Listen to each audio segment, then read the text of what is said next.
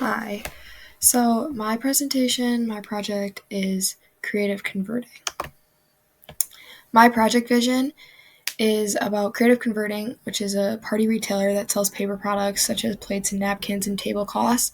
So my idea would be create a sustainable line of paper products such as plates, napkins, and tablecloths that would be functional for customers and would help make a greener planet. I think that people are becoming more eco-friendly and it's become in popular demand. So I think that would be a good thing, and I think it would be a very long-term growth for the company, and it just creates a positive brand image, and we become more socially responsible, and it takes the initiative to cut down paper, even if it's just by a tiny percentage that is going to the landfill. The timeline, the severity is high. I think with doing all the research, the impact would just be figuring out what the best actions are to take care of this. And then the mitigation be working with multiple teams to see what they could do to speed up the process of producing a quality product for people to use, and making sure that there are other options to be tested and to work through in case this one doesn't work out. The next thing I'm going to talk about is the management plan. I think out of waterfall, agile, and hybrid, I think that the hybrid approach is the best because there are parts that need structure, like the manufacturing process, because those things, when they're produced and there needs to be a timeline for that's pretty strict just to get things out there. But then the flexibility from the agile method comes in when you talk about the feedback from customers, because there will be a lot of that, especially with the testing of the products and everything. And just in case customers don't like something, that it's easy to go in there and do some more testing and fix some things, just so that you're able to bring in those customers and they stay loyal to their product because they enjoy it. The justification for the budget. So in the first 3 years of the project, there is not supposed to be a high ROI, return on investment, but it looks better for year 4 just because this is a long-term growth project and that it's not going to get a lot of income right away. As we move into the market and get our product out to customers, the projected rate of the return on investment should go up. And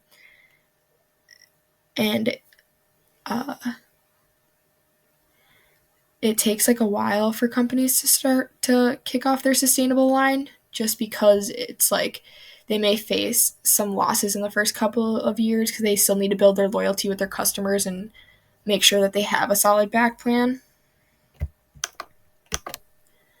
And this is my process flow diagram. So I think that with this project that we should start with our initial idea of the sustainable paper line, and then we have to create the design and what we think people would like in the paper products. And then we need to start testing the products to see if they even work, if they pass the same test as a normal plate would. There's called the bacon test, I believe, which that's how they test the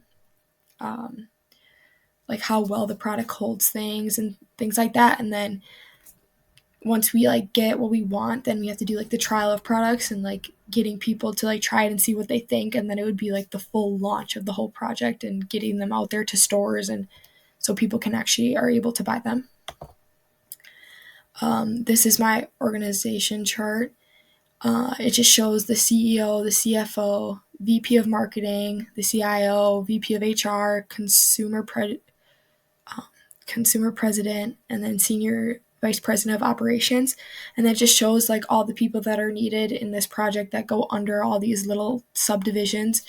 And I think this is a really cool thing to see because when going into this, you obviously know you need people to complete this project, but it just shows how much teamwork it actually takes to make this come alive, and all the groups that need to work together in order for this to succeed.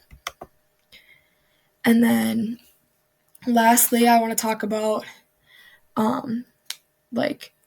my review of the project and things. So the first thing is I think I improved my project by making my charts not as blurry. As I went back, my first final project portfolio, you couldn't really see the charts charts as I was told.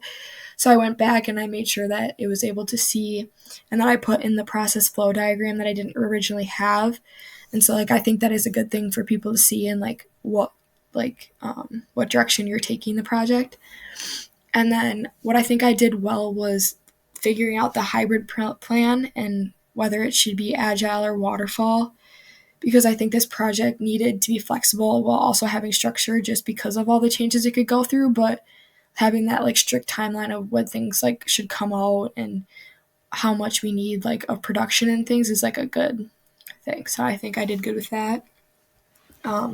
Some challenges I faced was figuring out the budget and timeline, just because it's kind of hard to not have the things like within the company to figure those out, just because like getting exact numbers is pretty tough when you don't have someone who's like working directly with like the finance part of the company and things like that. And then how I overcame that was I did some extra research, and I researched other similar projects that would have kind of the same timeline and budget. So I think that helped.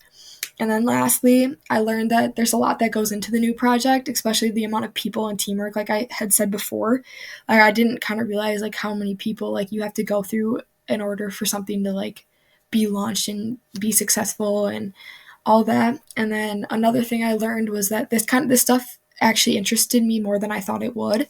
And I think it could be something I look to do in the future.